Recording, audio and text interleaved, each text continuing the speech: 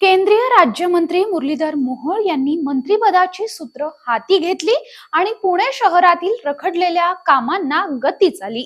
मग पुणे मेट्रो असेल, विमानतळाबाबतचे काही निर्णय असतील, शहरातलं ट्रॅफिक असेल, महानगरपालिकेतलं कामकाज असेल, या सगळ्यांवरच मुरली मोहोळ यांनी आता पकड घ्यायला सुरुवात केली आहे। या सगळ्याच प्रलंबित प्रश्नांबाबत ते काम करताना दिसतात।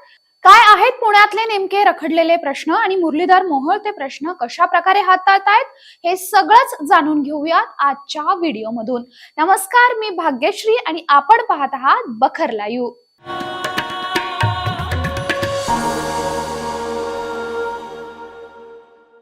पुण्याचे खासदार मुरलीधर मोहोळ यांनी केंद्रीय हवाई वाहतूक राज्यमंत्री म्हणून शपथ घेतली आणि पुणे विमानतळाच्या नवीन टर्मिनल सुरू व्हायला अखेर मुहूर्त मिळाला। येत्या रविवारी म्हणजेच 14 जुलैला हे नवीन टर्मिनल सुरू करण्यात येणार असल्याची घोषणा मुरलीधर मोहोळ यांनी केली आहे। खरं तर पुणे विमानतळाचं नवीन टर्मिनल सुरू करण्यासाठी CISF च्या अतिरिक्त जवानांची आवश्यकता होती। त्यासाठी राज्यमंत्री मोहोळ यांनी गृहमंत्री अमित शहा यांची भेट घेतली आणि या गोष्टीचा पाठपुरावा केला। त्यामुळे 14 तारखेला पुणेकरांच्या सेवेत नवीन टर्मिनल दाखल होतंय। खरं तर पुणे विमानतळाच्या नवीन टर्मिनलचं उद्घाटन पंतप्रधान नरेंद्र मोदींनी 10 मार्चला दूरदृश्य प्रणालीद्वारे केलं होतं। मात्र त्यानंतर तब्बल 4 महिन्यांनी हे टर्मिनल सुरू होत आहे। खरं तर प्रवाशांच्या वाढत्या संख्येमुळे अनेक दिवसांपासून या टर्मिनलची गरज होती। जुन्या टर्मिनलवर ताण होता, मात्र आता हे लवकरच पुणेकरांच्या सेवेत हे नवीन टर्मिनल सुरू होणार आहे। तर दुसरीकडे पुणे आणि पिंपरी चिंचवड शहरातील प्रमुख सार्वजनिक सेवा असलेल्या PMPLच्या ताफ्यातील गाड्यांची संख्या वाढवावी, अशा सूचना मुरलीधर मोहोळ यांनी केल्या आहेत।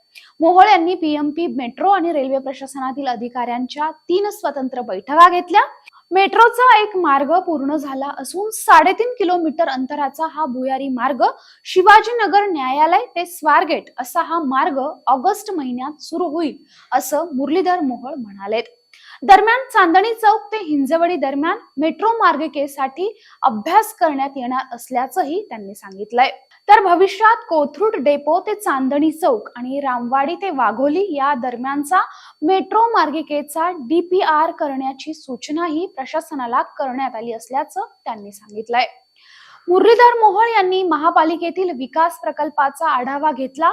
शहरातील अपूर्ण रस्ते, रखडलेला पाणी पुरवठा योजना, पुलांचं अर्धवट काम, वाहतूक कोंडी, अतिक्रमण अशा अनेक मुद्द्यांवर मुरलीधर मोहोळ यांनी नगरसेवकांचा आवाज ऐकून घेतला आणि त्याबाबतच्या संबंधित सूचना त्या विभागाला दिल्या।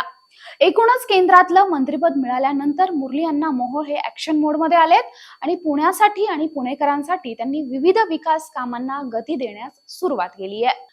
हा व्हिडिओ जर आवडला असेल तर लाईक करा, शेअर करा, आमच्या चॅनलला सबस्क्राईब करा। तुमच्या प्रतिक्रिया आमच्यासाठी महत्त्वाच्या आहेत, त्यामुळे कमेंट नक्की करा। धन्यवाद।